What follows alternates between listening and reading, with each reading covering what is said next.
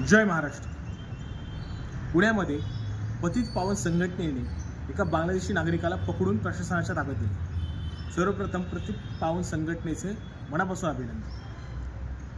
त्या नागरिकाकडं ज्यावेळेस तपासणी झाली त्यावेळेस त्याच्याकडं 4 ते 5 आधार कार्ड, 4 ते 5 पॅन कार्ड आणि खूप सारे महत्त्वाचे सरकारी डॉक्युमेंट्स आढळले। प्रश्न हाच आहे की गेल्या 10 वर्षापासून भारतीय जनता पक्षाचं 56 इंची सरकार दिल्लीमध्ये बसलं, तरी देखील जर अशा प्रकारे महाराष्ट्रामध्ये आणि या देशामध्ये घुसखोरी होत असेल तर हे सरकार आणि त्या सरकारचं प्रशासन नेमकं करतंय का?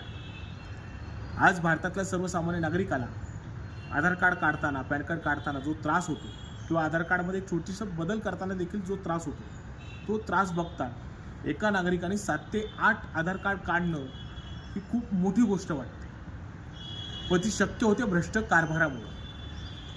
मग हे प्रशासन नेमकं कुठल्या पद्धतीने काम करतं? त्या नागरिकावर कारवाई झालीच पाहिजे, कडक कारवाई झाली पाहिजे, पण त्याचबरोबर ज्या लोकांनी यांना आधार कार्ड आणि पॅन कार्ड दिली, ज्या अधिकाऱ्यांनी त्यांना पॅन कार्ड आणि आधार कार्ड दिली, त्यांच्यावर काय कारवाई होणार ते आधी शोधून काढा।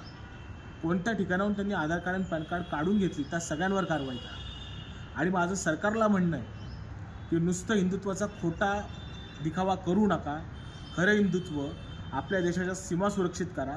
जर 10 वर्षानंतर देखील या देशामध्ये जर बांगलादेशी सापडत असतील अशा पद्धतीने, आता ते पण एका संघटनेला सापडत असतील, त्या संघटनेच्या कार्यकर्त्यांचं खरंच मनापासून अभिनंदन करतो।